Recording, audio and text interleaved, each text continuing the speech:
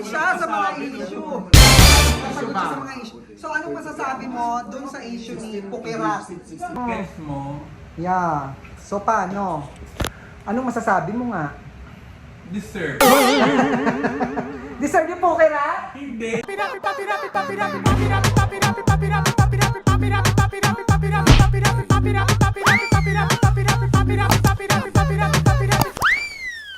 Ayan, siyempre kasama natin si Eva. Ang bilis! Sasagot siya sa mga issue. Anong gusto ba? So anong masasabi mo dun sa issue ni Pukerat? Nakapasok sa Dubai.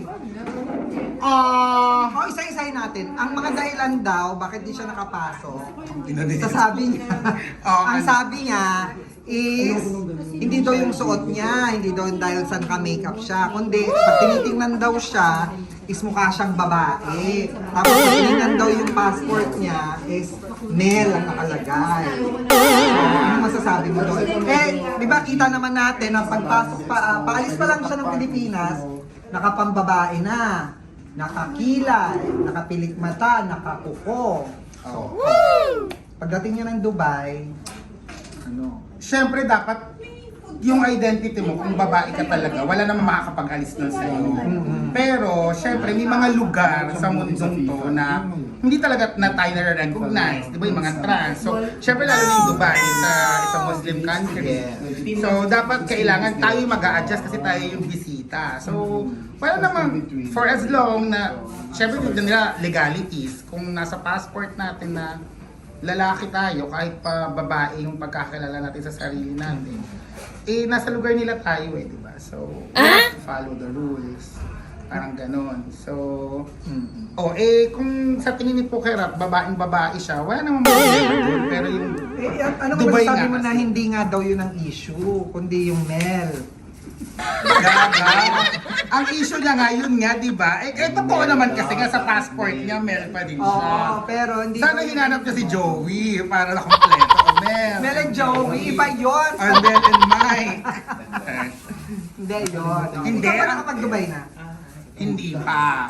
Dapat. Hindi, ang alam ko naging issue kasi maingay si Pukerat. Maingay siya sa aeroplano. Sino ba Nag-CR siya sa pambabae. So bago pa siya makarating na immigration, na kita na siya sa CCTV, Kuha actually. na siya. Alam mo, mahigpit talaga sa Dubai. Hindi naman sa...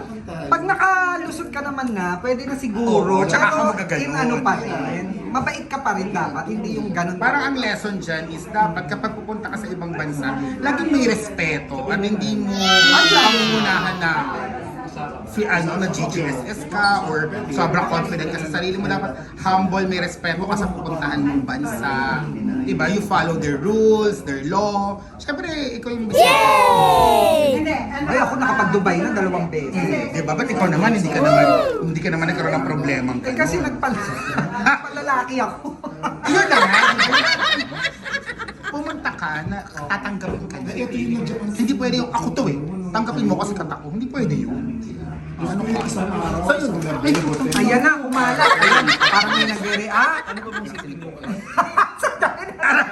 So ito na nga, may interviewin na naman tayo, may kakausapin din tayo tungkol dito sa mainit na issue na ito na pinag-uusapan. Ito naman, itong kakausapin natin, kasama ko sa Showbiz Update. Ito ay siya, manghuhula po siya for today's. Ano na naman yan, Jet? Ayan. Magagamit na naman ako dyan. Kakain na naman ako eh. Kumakain siya ng Hungry Seeds. Ayan na, thank you Hungry Seeds sa pakain sa amin for today's video. So ayun na nga, Josa, anong masasabi mo doon sa issue na hindi nakapasok si Pukerat sa Dubai? Dahil daw, mukha daw siyang babae, tas ang nakalagay daw sa kanyang passport ay Mel. Ako naman, aware naman ako dyan sa mga balitang iyan. At Awol? yan- Ano? Ba't ka nag-awol sa trabaho? Aware? Aware? Kala ko awol. Kasi nakikita ko naman yan sa newsfeed ko. And congratulations, Pukerat, Kier. Congratulate ko! Nakapasok. Hindi, nag-trending siya. Actually, ang mga yan naman So parang sinasabi mo na gusto lang magpa-trending ni Pukerat? Hindi naman, hindi nila gusto magpa-trending, pero gusto rin nila yung mga nagtitrending. Ah. Gets mo? Yeah. So paano? Anong masasabi mo nga? Deserve. What? Deserve yung Pukerat? Hindi. Ano naman yan? Ano? Parang gusto rin nila yan, yung mga nangyayari. Tsaka nakauwi naman na siya ng sea. Oo. syempre. Congratulations dahil naging super viral siya. Actually, yun naman ang mga gusto rin nila, yung napapag-usapan, Diyos ko. Pero syempre, malungkot yun dahil syempre ang gusto nila makapasok sa ng Dubai. Kumbaga daw, ginawa naman daw lahat ng paraan para makapasok ng Dubai. Pero Jex, ikaw, Oh. every time na Depende. munti na tayong mapunta sa mga Dubai. Oh, ako nagpunta, nakarating na kasi akong Dubai 2 beses Oh, lagi na. pa ako nire-remind na Diyosa, ang outfit, Oo, Diyosa oo. yung buhok, Diyosa yung makeup. Kahit hindi lang Dubai, kahit sa ibang bansa, kasi sa ibang bansa, hindi mo naman alam kung anong batas meron sila doon, Oo, di ba? and I think- Bilang bibisita lang tayo, parang ganun lang yan. Parang pag sa bahay, bibisita ka sa bahay, di ba? Oo, Gagala and mo I kung think anong batas. Meron tayong mga friends like you na nagre-remind na, ay Diyosa, bawal Eh, na. may nagchika nga doon na may nag-remind naman sa kanya. O, kaya nga deserve niya. Deserve niya pati kasi yung ulo niya. Pero yun nga, ang kinulong ko, ayan na, nalulungkot din naman ako sa nangyari. Kasi feeling ko that time, baka wala siyang friend na nagre-remind naman. For sure naman, nasa Pilipinas pala ang Philippine Airport. Oo. For sure may magsasabi na sa iyo, Uy, bakit ganyan ka? Bakit? Ayan, kasama natin ang nagbe-birthday na si Rochelle, di ba? Ngayon may issue. Ano masasabi mo sa hindi pagkakapasok ni Pukirat sa Dubai? Sa akin, Ano ba ang issue? hindi ko pa kasi di naman ako Kasi nililig sa hindi siya nakapasok kasi nga Bakit? mukha daw siyang babae pero male ang nakalagay sa passport sa Dubai. Totoo, hindi ko Oh. pa kasi. Ano masasabi mo doon? Sa akin naman, hindi kasi ako nandun eh. Oo nga, ano masasabi mo? Dapat ba, Dapat ayoko. ay, ayaw, prinsip. Paano masasabi mo? Bakit hindi siya nakapasok sa Dubai? Hindi siya pinapasok. Kasi syempre, bawal lang, dapat na lang. lalaki. Nakapang babae. Mukha daw siyang babae. Dapat, Dapat nakabisa ng panlalaki. yun Safe lang. ako, safe ako. Parang ikaw lang nagkakasip. Yun lang. Yun lang, ano pa ako salita, syempre. Hanggang doon lang, syempre. Nagbabait-baitan. Tigilan mo. Okay na yun, ano ka ba? Pero I mean, Friend mo si Pukirat? Hindi pa siya namimili. O ano nga masasabi mo sa issue? Sana ma-meet ko siya. Ba't mo tinatanggal mo? Yan ang nakakabing sa'yo. Bini sa tono. Paano ka pa papasukin sa Dubai? Ha? Bakit? Mukha naman akong male. Female. Pero sa Mukha akong babae. passport, Male. parang may pinaparinggang ka. Wala naman. Tuloy mo na, ano masasabi mo kay Pukirat? Sa issue. Gusto niya yan eh. So, Gusto niya yan. Masaya siya dyan. anong gagawin? Ha? Anong gagawin? Anong gagawin niya? Wala naman. Congratulations sa kanya. Kasi nag-trending siya. So, bumongga siya. Oo, yan naman ang mga gusto nila. Yung mga napapag-usapan. At hindi natin masisisi sila. At gusto din nila yung mga nangyayari yan sa kanila. Kaya, ano masasabi mo? You deserve it? Parang gano'n. Parang gano'n ba? Hindi congratulations sa kanya ha. At least, siya, nationwide issue siya. Oo, ang mga ganito pa naman yun ang mga gustong-gusto din nila. Yung mga papag-usapan. Siyempre, pag hindi ka na nagba-viral, Diyos ko, di ba? Dapat lagi ka pa rin nasa spotlight. At congratulations, dahil nakuha niya yung inis ng mga tao. Kaya, ano masasabi mo? You deserve. Deserve niya yan na mapag-usapan. Deserve niya na mabash? No, mapag-usapan. Kaya ko deserve na mabash. Kasi, sorry to say ha, parang feeling ko naman, parang feeling ko okay lang. Sandali, ba't ka nag-makeup? Ha, kasi nga manonood tayo ng concert.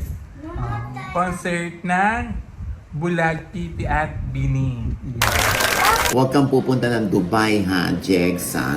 Baka hindi ka makapasok doon. Sa immigration pa lang harang ka na. Nakapasok tayo, saka nakauwi, di ba? Ayaw nga pala, Napasok na ako, 2 beses. Anong outfit mo noon? Ay, syempre ka pamin tayo. Pamin. Pamin, yes. Ano hip-hop kami ng Jex? Oo nga tayo, no? Pero naharang din ng 30 minutes, di ba? Sana, oo. O, di ba? Oo. Effort na yun ha. Diba? Talaga sila pamintang duro. Naka-oversize na jacket, maluwag na pants, MC Hammer nga yun. May bull cap pa, di ba? Oo, hindi kaya Dutch na Dutch yung dati. Kaya natin na ikukwento sa kanila dahil ngayon kay Fukir at hindi pa. Oo, yung issue sa kanya na parang yung kahihiyan mo, yung pagkakamali mo, talaga iko-content mo. Ay. Para lang makaano. Siguro, maganda rin usapin ito, no, na next time, yung mga ganong babaihan na itsura, tapos ang nasa passport mo ay Mel. Mel ba? Mel ba o male? Male. Pero Mel nga yata yung dinig ng marami, di ba? I'm a Mel, sabi niya gano'n. You're Mel. Ah, okay. So what's your full name? Rommel. Ha? Rommel. Hindi. So yun nga, dapat pagka gano'n na igagalang natin yung kultura, yung Yes. pananaw at paniniwala ng nasa ibang bansa. Dahil unang-una, hindi atin yun. Diba? Tayo ay dumadayo lang doon. Grabe na yung preparasyon ko nung bago pumunta ng Dubai, di ba? Oo. Nagpaitim ako ng buhok. Correct. Bumili ako ng binder. Oo. Di ba? Yes. Naka-binder pa ako Halatang talaga. halata ang suso mo noon. Kasi nga, di ba? Pinrepare na ako nila Jegs na, at saka ni Mother Bambi Fuentes na, pagdating mo doon, baka ganito, ganyan-ganyan. So, kaya talagang lahat ng efforts para makapasa tayo, makapasok tayo, ginawa natin. Pero ikaw na, nag-viral ka na naman. Yung comment mo nga tong, si Bukarat ba yung tinutukoy mo doon sa sa story mo? Kasi parang sinasabi ng di ba, ng mga nag-repost na comment mo yon tungkol sa kanya. Siya ba yung tinutukoy mo doon? Yung kung Dinidikit ng mga netizen te. yung mali. Oo. Kasi nakalagay sa passport niya, Oo. M-A-L-E, mali. Dapat pala pinalitan ng tama. Ah. Yung pala yun. Yung pala yun. Ang witty mo doon. Oo, witty mo doon. Hindi mo na-gets yun. Oh my God! Nakakaloka. Walang pinagkaiba yun sa, ano po yung nyo, water ninyo? With eyes? No, with ears. Hindi. Di ba? Hindi, totoo naman. Di ba lagi yung sinasabi, when in Rome, do what the Romans do. Di ba? Yes. So, ganun lang. bawat bansa may mga pwede at hindi pwede. Di ba? Oo. Bawat kultura, bawat reliyon. So, syempre kung tayo dayo. Di ba? Dahil Hindi tayo yung susunod sa kanilang patakaran. Hindi tayo pwedeng entitled. So sinasabi mo, Maloy, entitled si Pukera? Hindi, ang sinasabi ko... Ako, sige ka, alam mo, babatagulin ka niya mamaya. Hindi. Ang sinasabi... Teka lang, nagulo tuloy yung hair ko. Sagutin mo yan. Para Hindi. pinalalamas mo. I mean, kasi pag halimbawang in-insist natin yung gusto natin against dun sa yung Patakaran. dapat patakaran doon, di ba? Hindi naman tama. Talagang kahit naman sila, di ba? Pag dito sa atin, pag may mga Susunod din nagagawa sila. yung mga di ba, yung katulad yung content creator na nakulong, di ba? Papansin. Di ba? Meron tayong Batas na rules, may sinusunod. batas tayo tungkol dun sa tungkol dun sa public order, di ba? So, Correct. ganun talaga. Makakastigo talaga tayo pag hindi tayo sumunod. Correct. Anyway, ayan, lesson learned yan para kay Fukirat at sa iba pang mga pupunta doon sa Dubai, basta sa Middle East, di ba? Yes, oo. Huwag nating ipunto yung may discrimination sila. Hindi. Kasi unang-una, ang pangalan mo, Fukirat.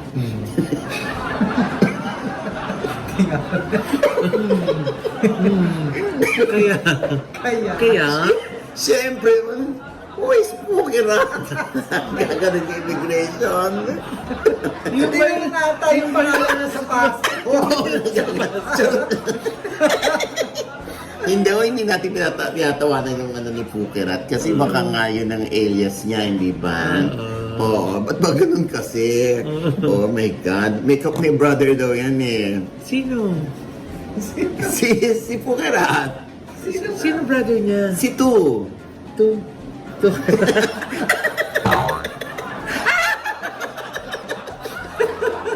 Pirapi, papi, rapi, papi, Happy